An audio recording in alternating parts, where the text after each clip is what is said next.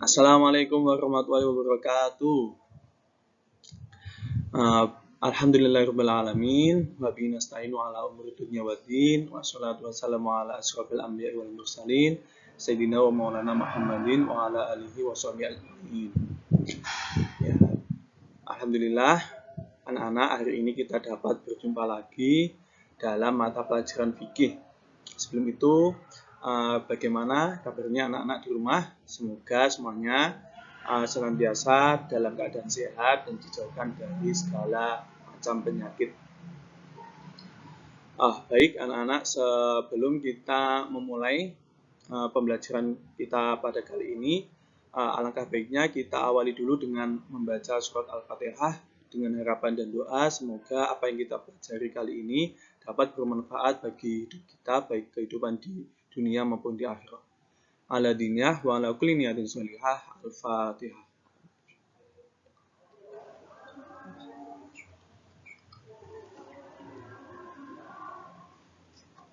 Ya, baik anak-anak, selanjutnya saya ingatkan kepada anak-anak sekalian untuk absen terlebih dahulu di e-learning-nya masing-masing. Jangan sampai tidak absen ya, karena siapa yang tidak absen nanti dianggap tidak masuk atau apa. Baik, sebelum kita menginjak materi yang berikutnya, alangkah baiknya kita mereview sedikit materi yang sudah kita pelajari minggu lalu, yaitu tentang hudud. Nah, apa hudud itu? Nah, hudud yaitu hukuman tertentu yang ditetapkan oleh Allah SWT sebagai sanksi hukum terhadap pelaku tindak kejahatan selain pembunuhan dan penganiayaan. Nah, macam-macam. Hudud sendiri ada 5.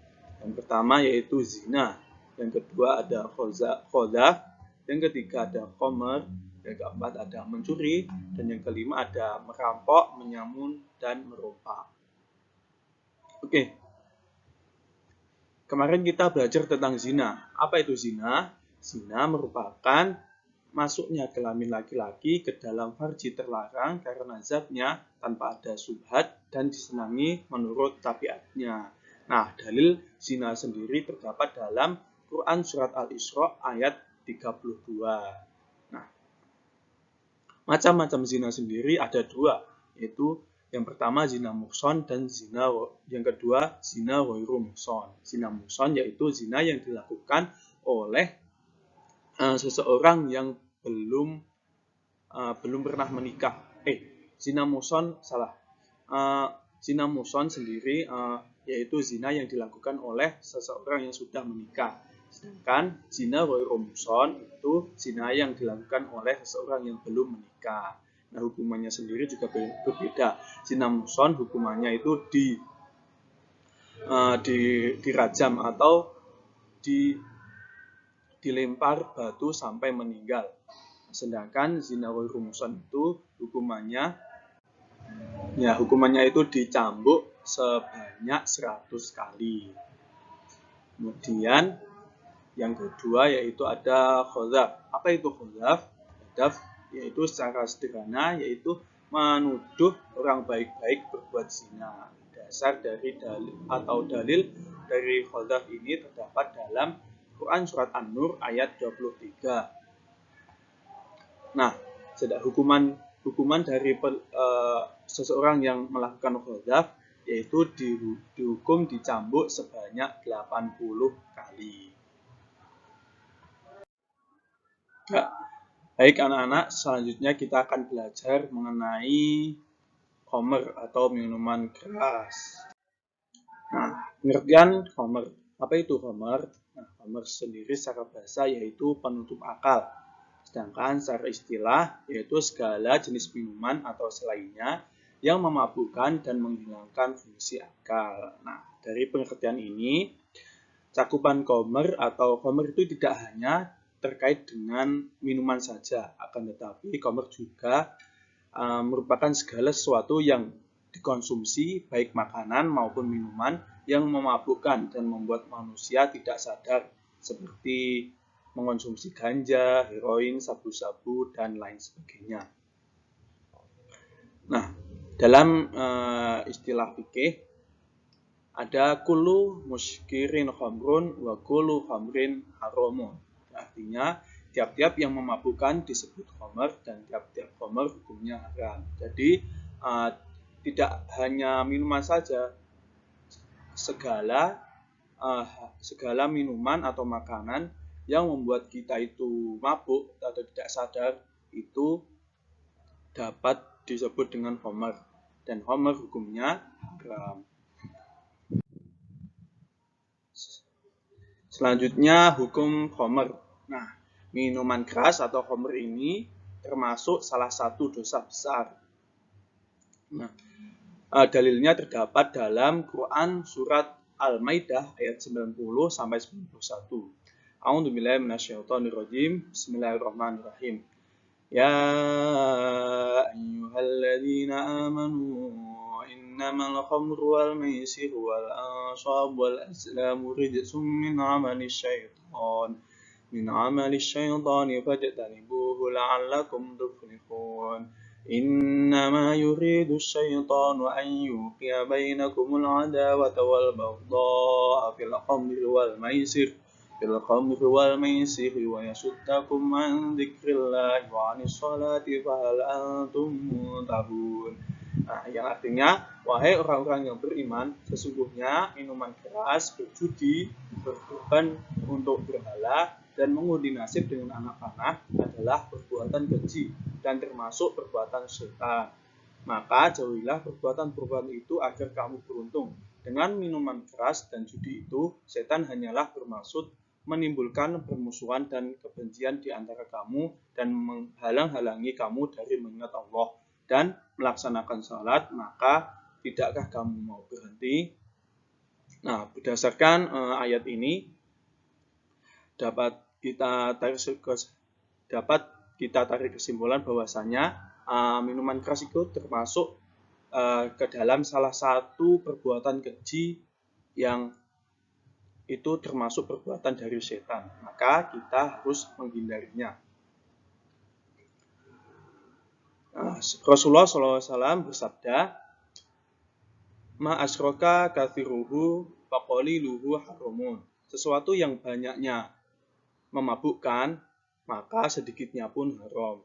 Jadi jika kita mengkonsumsi sedikit khamr dan kita tidak mabuk, itu tetap saja haram. Patokannya bukan kita mabuk, tapi benda itu jika dikonsumsi terus-menerus akan menyebabkan kita mabuk. Nah, selanjutnya ada hukuman peminum khamr. Nah, ulama telah sepakat bahwasanya orang yang meminum khamr itu wajib dikenai hukuman atau had, baik ia mengkonsumsinya sedikit maupun mengkonsumsi dalam jumlah yang banyak. Rasulullah SAW bersabda, "An Anas bin Malik radhiyallahu anhu, anan nabiyya utiya bi rajulin syaribal khamra fajaladahu bijari dataini fahwa arba'in." Yang artinya dari Anas bin Malik radhiyallahu anhu dihadapkan kepada Nabi SAW seorang yang telah minum khamr. Kemudian beliau menjilidnya dengan 2 tangkai pelepah kurma kira-kira 40 kali. Nah, dari hadis ini dapat diketahui bahwa hukuman bagi peminum khamr yaitu dipukul atau dijilid sebanyak 40 kali. Nah, para ulama berbeda pendapat mengenai jumlah pukulan yang harus diberikan kepada peminum khamr. Menurut jumhur ulama yang terdiri dari Imam Abu Hanifah, Imam Malik, dan Imam Ahmad bin Hambal, hukuman bagi peminum khamr itu yaitu dicambuk sebanyak 80 kali. Nah, jumhur ulama ini berpendapat bahwa pada zaman Khalifah Umar bin Khattab itu beliau pernah bermusyawarah dengan para sahabat untuk menetapkan seringan-ringannya hukuman had bagi peminum khamr. Kemudian mereka bersepakat bahwasanya jumlah minimal hukuman bagi peminum khamr, yaitu sebanyak 80 kali. Selanjutnya, Imam Syafi'i, Abu Daud, dan ulama Zahiriyah itu menetapkan bahwasanya hukuman bagi peminum khamr itu dicambuk sebanyak 40 kali. Boleh ditambah sampai 80 kali dengan tambahan 40 sebagai taksir. Dan tambahan 40 ini dapat ditetapkan ditetapkan oleh seorang imam atau hakim. Nah, mengenai alat pukul untuk mencambuk atau menghukum peminum khamr ini dapat berupa sepotong kayu, sandal, sepatu, tongkat, tangan, atau alat pukul lain yang sekiranya dapat menimbulkan efek jera. Kemudian hikmah diharamkannya khamr. Yang pertama, masyarakat terhindar dari kejahatan peminum khamr. Nah, seperti yang kita tahu, bahwasanya dengan meminum khamr itu dapat menyebabkan timbulnya tindakan kejahatan yang lain seperti perampokan, pelecehan seksual, dan tindak kriminal lainnya. Yang kedua, menjaga kesehatan jasmani dan rohani. Nah, khamr sendiri dapat menyebabkan timbulnya berbagai penyakit seperti busung lapar, hilang ingatan, dan lain sebagainya. Yang ketiga, masyarakat terhindar dari siksa kebencian dan permusuhan yang diakibatkan oleh pengaruh khamr. Nah, khamr ini selain mengakibatkan berbagai macam penyakit, juga menjadikan mental pecandu khamr ini tidak stabil. Nah, pecandu khamr ini akan mudah tersinggung dan salah paham hingga dirinya akan selalu diselimuti kebencian dan permusuhan. Hikmah yang terakhir yaitu menjaga hati agar tetap bersih, jernih, dan dekat dengan Allah. Nah, hati pecandu khamr ini hari demi hari akan semakin jauh dari Allah. Hatinya menjadi gelap, keras, hingga ia tak sungkan-sungkan melakukan pelanggaran terhadap syariat-syariat Islam. Selanjutnya, kita akan belajar mengenai mencuri. Nah, apa mencuri itu? Nah, mencuri secara bahasa yaitu mengambil harta atau selainnya secara sembunyi-sembunyi. Sedangkan secara istilah, mencuri yaitu mengambil harta orang lain dari penyimpanan yang semestinya secara diam-diam dan sembunyi-sembunyi. Nah, jadi jika seseorang mengambil harta dengan sembunyi-sembunyi, akan tetapi ia sudah mendapat izin dari pemilik barang tersebut, maka ia tidak dikatakan mencuri. Atau juga jika ada seseorang mengambil harta di tempat yang tidak semestinya ada barang tersebut, juga ia tidak dikatakan mencuri. Contohnya seperti seseorang yang menemukan emas yang berada di tengah lapangan yang tidak ada pemiliknya, berarti ia tidak dikatakan sebagai pencuri. Selanjutnya, had atau hukuman mencuri. Nah, berdasarkan firman Allah dalam surat Al-Maidah ayat 5 yang berbunyi wasariqu wasariqatu faqta'u aydiyahuma jazaa'an bima kasabana kalam minallah wallahu 'azizun hakim. Yang artinya adapun orang laki-laki maupun perempuan yang mencuri, potonglah tangan keduanya sebagai balasan atas perbuatan yang mereka lakukan dan sebagai siksa dari Allah. Dan Allah Maha Perkasa, Maha Bijaksana. Nah, dari surat Al-Maidah ayat 38 ini dijelaskan secara umum bahwasanya hukuman bagi pencuri itu adalah dipotong tangannya. Nah, sedangkan teknis pelaksanaan hukuman had bagi pencuri itu berdasarkan hadis dari Rasulullah yang artinya Dari Abu Hurairah radhiyallahu anhu, sesungguhnya Rasulullah bersabda mengenai pencuri, jika ia mencuri kali pertama, potonglah satu tangannya. Kemudian, jika ia mencuri kali kedua, potonglah salah satu kakinya. Jika ia mencuri kali ketiga, potonglah tangannya yang lain. Kemudian, jika ia mencuri kali keempat, potonglah kakinya yang lain. Hadis riwayat Baihaqi dalam Ma'rifatus As-Sunnah wa Asar. Nah, berdasarkan hadis tersebut dapat disimpulkan bahwasanya seseorang yang mencuri untuk pertama kalinya itu dipotong tangan kanannya.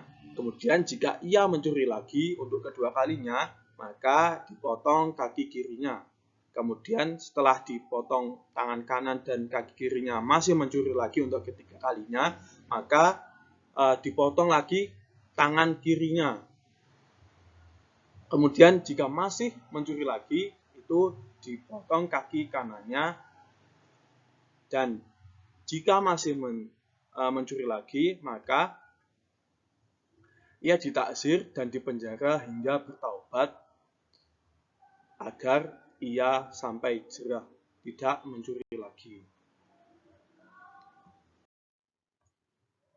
Selanjutnya, syarat hukuman had bagi pencuri. Jadi, tidak semua pencurian itu dihukumi potong tangan. Nah, hukuman potong tangan bagi pencuri ini ada syarat-syaratnya. Yang pertama, pelaku pencurian adalah mukallaf. Nah, mukallaf adalah muslim yang dikenai kewajiban atau perintah dan menjauhi larangan agama, atau berbagi muslim yang sudah bisa dikenai hukuman. Nah, seseorang dikatakan sebagai mukallaf jika ia telah dewasa dan tak merasakan gangguan jiwa maupun daya pikir. Jadi jika yang mencuri itu masih anak-anak atau orang gila, itu tidak dapat dikenakan hukuman had. Yang kedua, barang yang dicuri milik orang lain.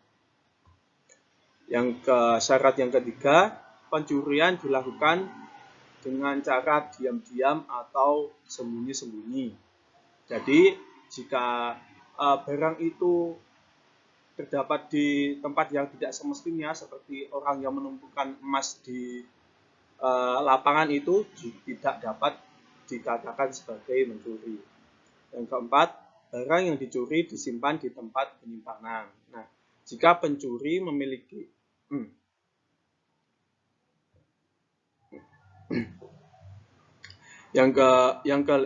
syarat hukuman had yang kelima, yaitu pencuri tidak memiliki andil kepemilikan terhadap barang yang dicuri.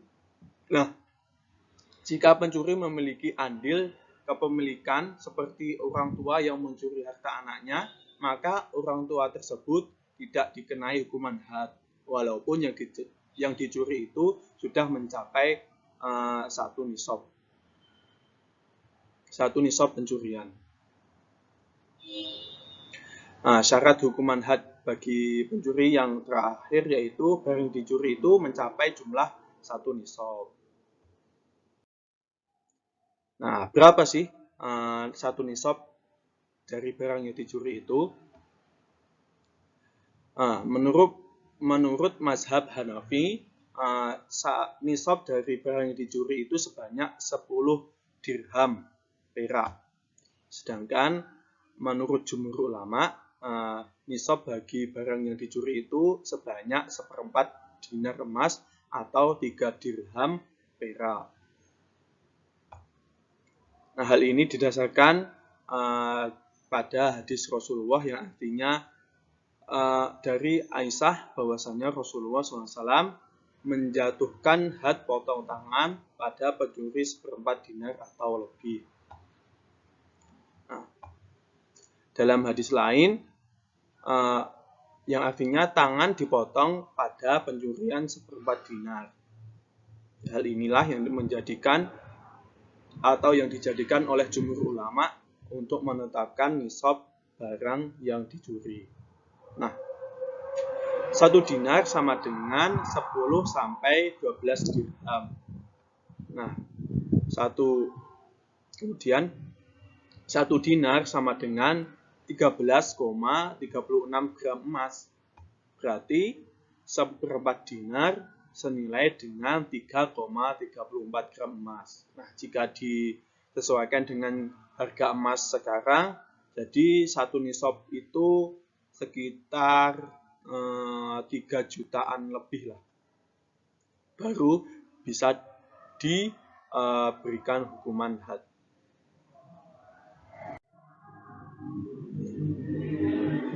Nah, selain syarat-syarat tadi, had mencuri tidak dapat dijatuhkan sebelum tertuduh pencurian benar-benar diyakini secara syariat telah melakukan pencurian yang mengharuskan dikenai had pencurian. Nah, tertuduh harus dapat dibuktikan melalui salah satu dari 3 kemungkinan. Yang pertama, kesaksian dari 2 orang saksi yang adil dan merdeka. Jadi, pencurian itu harus, jika seseorang dituduh mencuri, ia harus membuktikannya dengan 2 orang saksi yang adil. Yang kedua, pengakuan dari pelaku pencurian itu sendiri. Jadi, ketika seorang pencuri itu mengaku bahwa dirinya mencuri, itu juga dapat dijadikan bukti pencurian. Yang ketiga, sumpah dari penuduh. Nah, karena sumpah di zaman sekarang ini tidak dapat dipercaya ya, banyak yang bohong. Jadi pembuktian pencurian dapat dilakukan dengan 2 syarat yang di atas, yaitu kesaksian dari 2 orang saksi dan juga pengakuan dari pelaku pencurian itu sendiri. Nah, kemudian pencuri yang dimaafkan.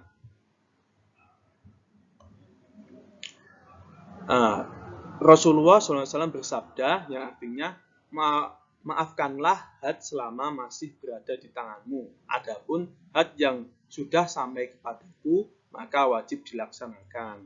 Maksudnya, pencuri yang dimaafkan pemilik barangnya sebelum di pengadilan dapat terbebas dari had atau hukuman. Namun, jika perkara sudah sampai ke pengadilan, walaupun si pemilik barang itu memaafkan, had pencurian tidak dapat dibebaskan. Jadi syaratnya pencurian itu bisa dimaafkan itu waktu pemaafannya itu sebelum sidang. Selanjutnya, hikmah hukuman had bagi pencuri. Yang pertama, seseorang tidak akan dengan mudah mengambil barang orang lain. Nah, karena seorang pencuri ini akan mendapat sanksi moral dari masyarakat dan ia akan malu atas cacian atau omongan dari masyarakat. Selain itu juga, seorang pencuri juga mendapatkan sanksi yang berupa hak Adam itu, yaitu had dipotong tangannya. Hikmah yang kedua, seseorang akan memahami betapa hukum Islam benar-benar melindungi hak milik seseorang. Jadi, dengan adanya hukum potong tangan ini, seseorang merasa aman terhadap barang yang sudah ia miliki, karena sudah dijamin keamanannya oleh agama. Yang ketiga, menghindarkan manusia dari sikap malas. Nah, mencuri selain merupakan cara singkat memiliki sesuatu secara tidak sah, juga merupakan perbuatan tidak terpuji yang akan memunculkan sifat malas. Yang terakhir, hukuman had ini dapat menimbulkan efek jera bagi pelakunya dan juga sebagai pelajaran bagi orang-orang yang lain agar tidak melaksanakan pencurian atau berperilaku mencuri.